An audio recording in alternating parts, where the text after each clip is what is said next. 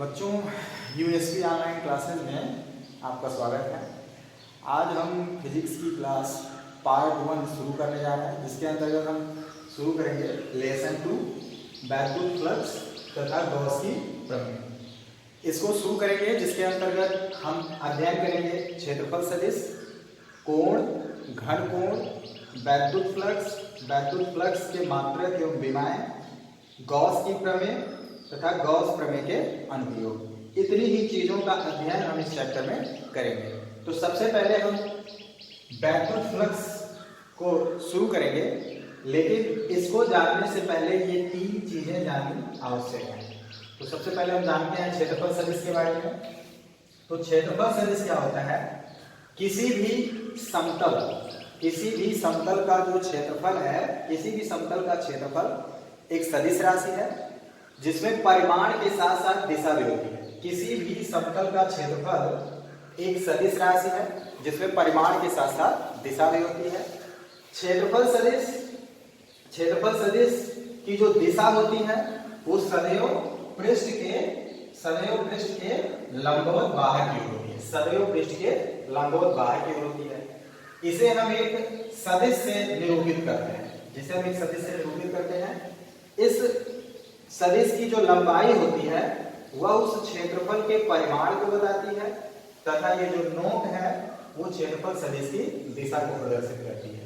क्षेत्रफल सदिश जैसे होता है एक समतल, इस समतल के जो लंबवत ये दिशा होगी वो सदैव पृष्ठ क्षेत्रफल की दिशा को प्रदर्शित करती है। अब क्षेत्रफल सदिश की दिशा के बारे में जानने के बाद हम जानते हैं कोण के बारे में।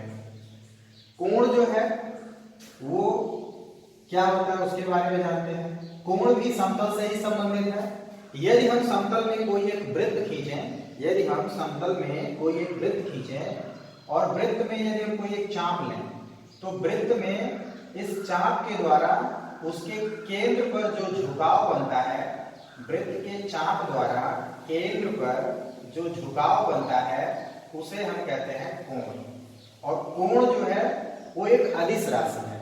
कोण जो है वो एक अदिश राशि है और अदिश राशि है, इसका फार्मूला होता है कोण बराबर चाप बटे त्रिज्या।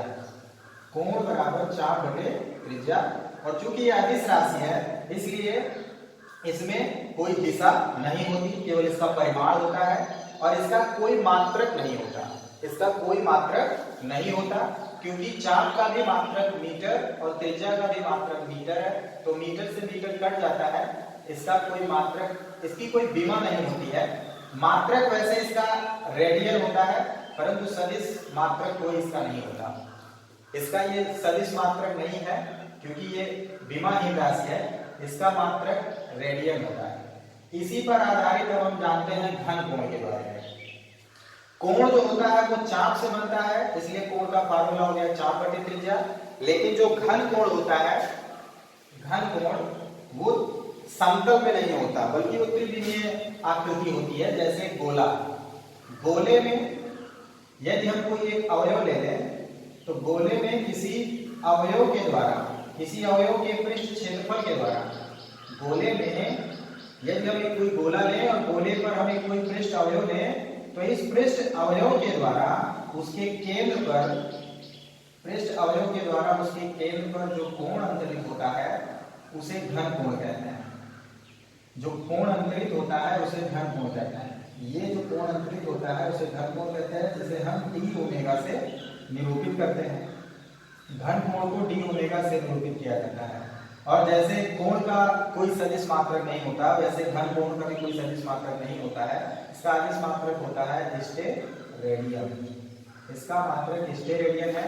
और चूंकि जैसे कोण में चाप के द्वारा अंतरित होता था केंद्र पर, लेकिन घन कोण में पृष्ठ क्षेत्रफल के द्वारा केंद्र पर कोण अंतरित होता है। पृष्ठ क्षेत्रफल के द्वारा केंद्र पर जो कोण बनता है उसको हम घन कोण कहते हैं। यदि हम पृष्ठ क्षेत्रफल को dA मान लें और उसकी त्रिज्या को स्मॉल r मान लें, तो घन कोण का सूत्र होगा घन कोण डी ओमेगा बराबर क्षेत्रफल और बटे होता है त्रिज्या का वर्ग। क्षेत्रफल बटे त्रिज्या का वर्ग, यानी डी ओमेगा बराबर dA बटे आर स्क्वायर। तो घन कोण का और क्षेत्रफल सदिश का और घन कोण का जो उपयोग है वो हम वैद्युत फ्लक्स में करेंगे। ये हम अब जानते हैं वैद्युत फ्लक्स के बारे में। वैद्युत फ्लक्स को जानने से पहले हम इस फिगर के बारे में कुछ जान लेते हैं। इसमें ये जो रेखाएं दिखाई गई हैं ये वैद्युत क्षेत्र को प्रदर्शित करती हैं। जो रेखाएं दिखाई गई हैं इसमें ये वैद्युत क्षेत्र को प्रदर्शित करती हैं। इन रेखाओं को हम वैद्युत बल रेखाएं कहते हैं, जो हम पिछले चैप्टर में पढ़ चुके हैं। तो ये वैद्युत क्षेत्र है। लेकिन इस वैद्युत क्षेत्र में जो एक पृष्ठ खींचा गया है, इसी पृष्ठ से बद्ध वैद्युत फ्लक्स हमें निकालना है। उससे पहले हम इसकी परिभाषा जान लेते हैं। वैद्युत फ्लक्स किसे कहते हैं? तो वैद्युत क्षेत्र में स्थित, ये वैद्युत क्षेत्र है, इसमें स्थित किसी काल्पनिक पृष्ठ से, ये एक काल्पनिक पृष्ठ है, तो वैद्युत क्षेत्र में स्थित किसी काल्पनिक पृष्ठ से बद्ध वैद्युत फ्लक्स उस पृष्ठ से होकर गुजरने वाली, इस पृष्ठ से होकर गुजरने वाली वैद्युत बल रेखाओं की संख्या की माप है। वैद्युत फ्लक्स की परिभाषा है वैद्युत क्षेत्र में स्थित किसी काल्पनिक पृष्ठ से बद्ध वैद्युत फ्लक्स उस पृष्ठ से होकर गुजरने वाली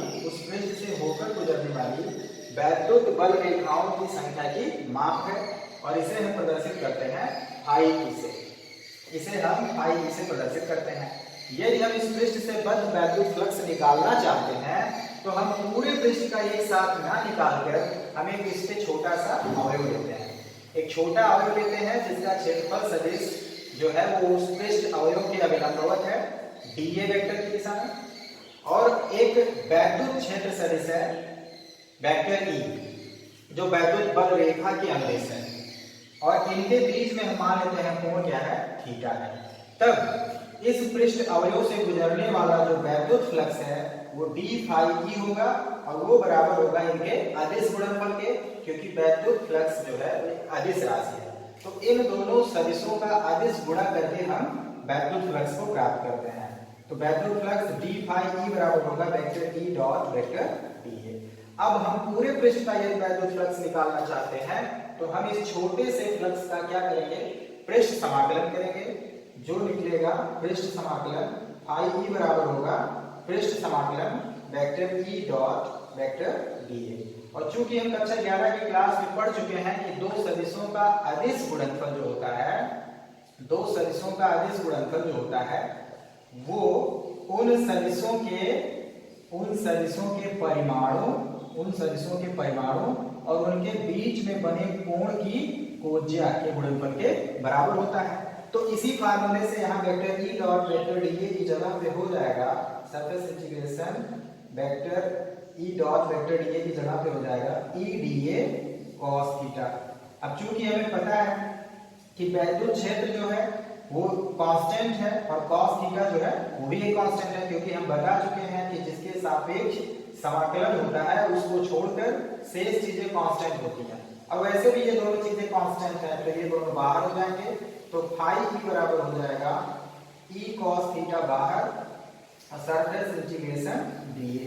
अब चूंकि dA एक छोटे से अवयव का क्षेत्रफल है और हमें इस पूरे अवयव का क्षेत्रफल चाहिए, पूरे पृष्ठ का क्षेत्रफल चाहिए, तो पूरे पृष्ठ का क्षेत्रफल कितना है, A।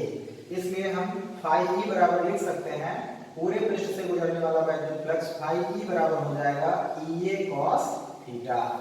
अब ये सूत्र हो गया। अब आइए हम जानते हैं ये मात्रक और विमा के बारे में। तो वैद्युत फ्लक्स का मात्रक निकालना आसान है। वैद्युत फ्लक्स के मात्रक को जानने के लिए हम वैद्युत क्षेत्र का मात्रक और क्षेत्रफल का मात्रक इनको जानते हैं।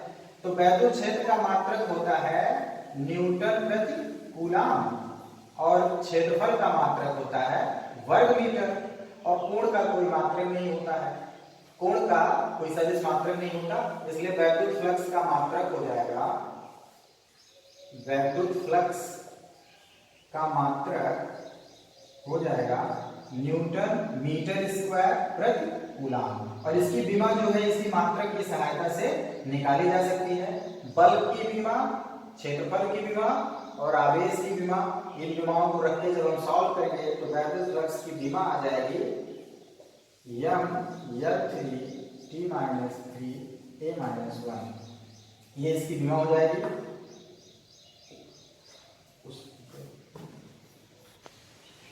अब हम आगे गॉस की प्रमेय और उनके अनुप्रयोग के बारे में पढ़ेंगे, जो अगले पार्ट में बताया जाएगा आप लोगों को। तब तक के लिए इसको तैयार कर लीजिए। धन्यवाद।